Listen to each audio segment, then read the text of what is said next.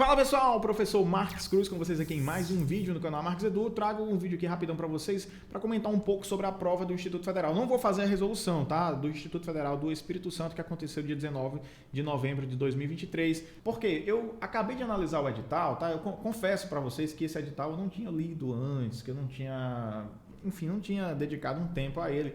Mas eu vim olhar esse edital, ver a prova e analisar de fato, como que a gente tem que se preparar para os concursos do Instituto Federal e como a gente tem que conhecer especificamente como essas bancas estão trabalhando. Porque, vamos lá, ó, essa prova, falando aqui especificamente dos cargos técnicos, tá? A gente teve aí um total de 50 questões, das quais 10 eram de língua portuguesa, e a gente tem aí um conjunto de mais 3 provas com 5 cada, raciocínio lógico, informática e legislação, cada uma com 5 questões, e além disso 25 questões, ou seja, metade da prova estava no conhecimento específico. Mas aí você vem, poxa, metade da prova, será que então era metade do peso? Não, nós temos que o peso para a língua portuguesa é 1 e tínhamos 10 questões, ou seja, nós tínhamos aí 10% da prova em língua portuguesa. Como eu já falei em outros vídeos, é obrigatório, mandatório, você tem que estudar a língua portuguesa, porque isso aí vai cair em todo concurso, tá? Língua portuguesa. Em segundo lugar, raciocínio lógico, com 5 questões, peso 1,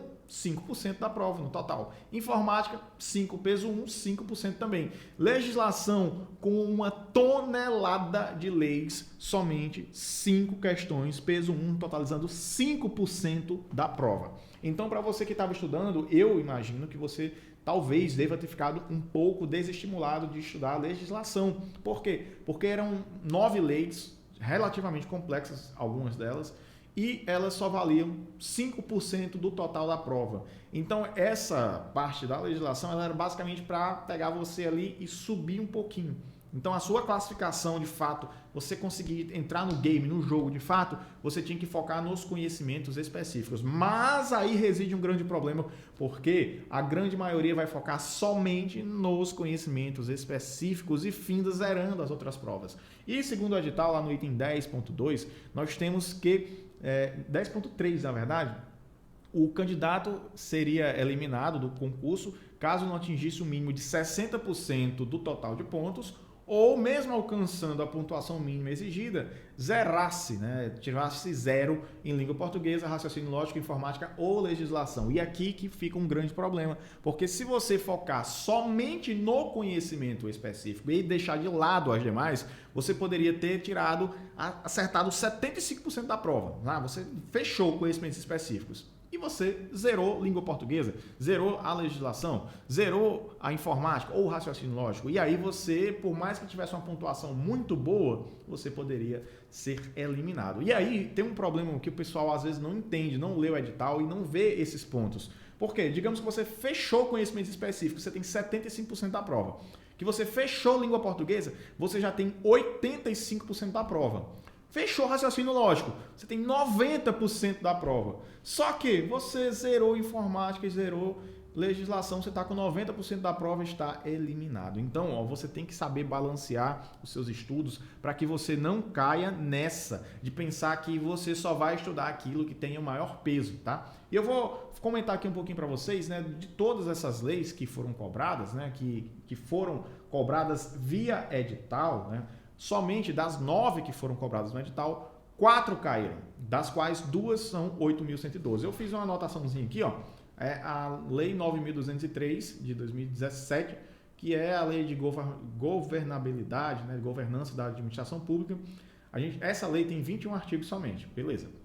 A 8.112 já tem 250 artigos. Nós temos a Lei 8.429, que é a de improbidade administrativa, que tem 25 artigos. E a Lei 9.394, que é a LDB, que tem 92 artigos. Aí você, beleza, essas aqui foram as que caíram, tá? Dá um total dos que caíram, se você juntar só as leis que caíram, tem um total que você deveria entender de 388 artigos, cheio de nuances, cheio de regras, cheio de pontos que você tem que considerar. Beleza. Daqui, das que caíram, né, a gente teve 5 questões de 388 artigos das leis que caíram. Se a gente for olhar do total, né, eu peguei todos os artigos, todas as leis do edital, dava 534 artigos, dos quais caíram somente 5 questões. 5 dividido por 534 dá aproximadamente 0,94%. Menos de 1% de todo o conteúdo que estava previsto no edital é que de fato caiu. Foram cobrados 5 artigos de 534. Então, será que dentro do prazo que você tinha de estudo, valeria a pena gastar muito tempo nisso aqui? Obviamente que não. Você tinha que ter uma estratégia correta para estudar ali, para você não zerar. Ou o que é que cai mais? O que é que sempre cai mais em concurso de Universidade Federal, Instituto Federal? Lei 8.112 é batata, sempre cai. Geralmente é 40%, 60% da prova, às vezes até mais. Então, eu focaria aqui, né, antes, no pré desse edital. Lei 8.112.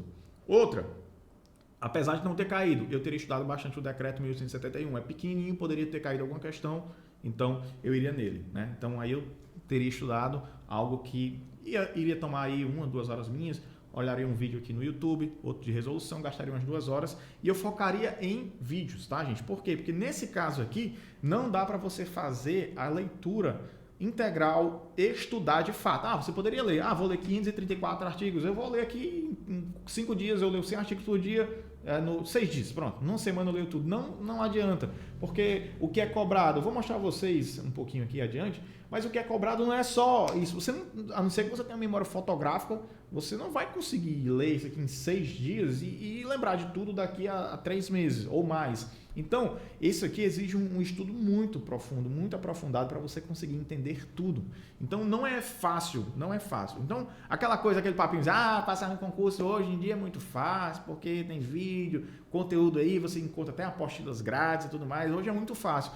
Eu não acredito nisso não, tá? Porque toda vez, tudo que acontece, a gente tem uma igualdade do ponto de vista de conteúdo, não vou dizer igualdade 100%, porque geralmente quem tem mais tempo e quem tem mais dinheiro para poder investir vai conseguir obter um material de estudo mais direcionado e ganhar tempo em relação a isso. Mas, no geral, a gente tem aí uma certa democracia, partindo do ponto de, eu tenho que amarrar tudo, porque senão vai dizer, mas não tem democracia. Democracia do ponto de vista considerando que todo mundo tem pelo menos um celular com acesso à internet, tá? Então você vai conseguir ver aulas no YouTube e pesquisar sobre material e pegar as leis no site aí da Câmara dos Deputados, do Planalto. Então você vai poder pegar esses sites, essas leis atualizadas nesse local, a lei seca, ou então você pode pegar aí, bota resumo e o nome da lei na frente aí que você vai encontrar muita coisa. Beleza. Aí, vamos lá. Depois dessa porrada de leis, a gente vai lá ver o que é que cai na prova. Primeira questão de legislação da prova do Instituto Federal do Espírito Santo. Decreto 9.203, tá? Que é a lei de governabilidade, de governança da administração pública. Primeiro, não vou comentar a prova, tá? Não vou ler a questão. Primeira questão, decoreba. Ou seja, não estava focado em, de fato, a pessoa conhecer e sim decorar. Segunda lei, né? Segunda questão da lei de improbidade administrativa, 8.429, tá? Detalhe que na questão ele não coloca segunda lei 8.400, não, você tem que saber qual é a lei para poder interpretar, tá?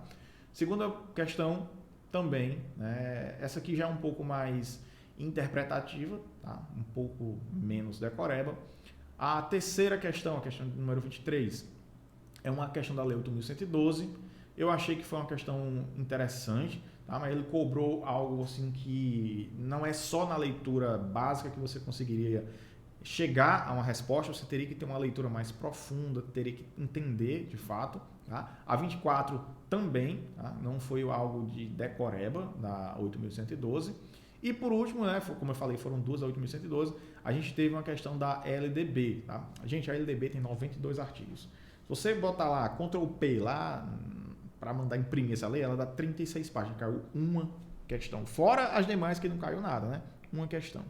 E essa questão, ela também foi mais interpretativa, não foi uma questão decoreba. Então, beleza, né? A gente teve aí, acho que 2 decorebas e outras 3 que foram mais de interpretação.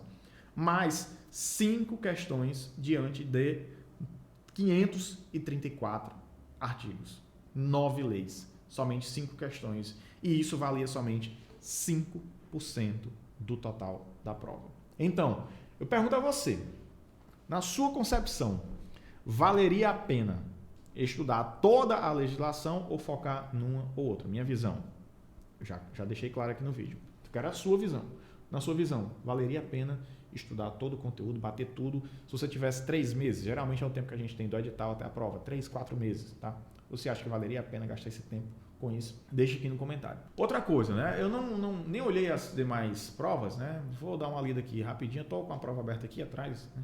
Então, a gente teve aqui questões de língua portuguesa. Detalhe, né, que essa prova ela é bem extensa, a forma com que ela foi redigida, na verdade formatada, deixou que ela ficasse com 27 páginas. Não que isso seja ruim, né, mas do ponto de vista ambiental não é muito bom, porque 27 páginas. Seguindo aqui, ó, as questões são questões com textos não tão grandes, as língua portuguesa, tá? A gente tem aqui alguns tirinhos, algumas charges, o que é padrão, tá, gente? Toda vez tem isso. No raciocínio lógico, eu achei ele mais tranquilo. Então, eu já fiz outras correções aqui e, assim, dando uma olhada por alto, né? Eu não achei que a prova de raciocínio lógico ficou tão puxada, tá? Ou seja, eu não sei também, né? Vai de cada pessoa, mas a prova de raciocínio lógico, ela tem um conteúdo menor do que essas trocentas mil leis e tinham basicamente o mesmo peso, né? Então, é difícil entender como que é a mente dessas bancas, né, das pessoas, dos avaliadores que fazem isso. E outra coisa, a informática também não foi algo muito complexo, achei relativamente simples, tá? E a informática tinha o mesmo peso da legislação e a legislação altamente complexa, tá? 9 leis complexas, muitos artigos, muitas nuances para ter o mesmo peso da informática. O que é que eu acho, né? Eu acho que eles poderiam enxugar mais a legislação ou ter aumentado o número de questões para deixar o negócio um pouco mais justo, já que está colocando a pessoa para estudar tudo, então que cobre mais, né? Mas considerar o mesmo peso para português, não, desculpa, mesmo peso, português são 10 questões, né? Português eu acho que sim, tem que ter umas 10 questões, tá? Português, aí ele considerou o mesmo peso e número de questões para raciocínio lógico, para informática e para legislação.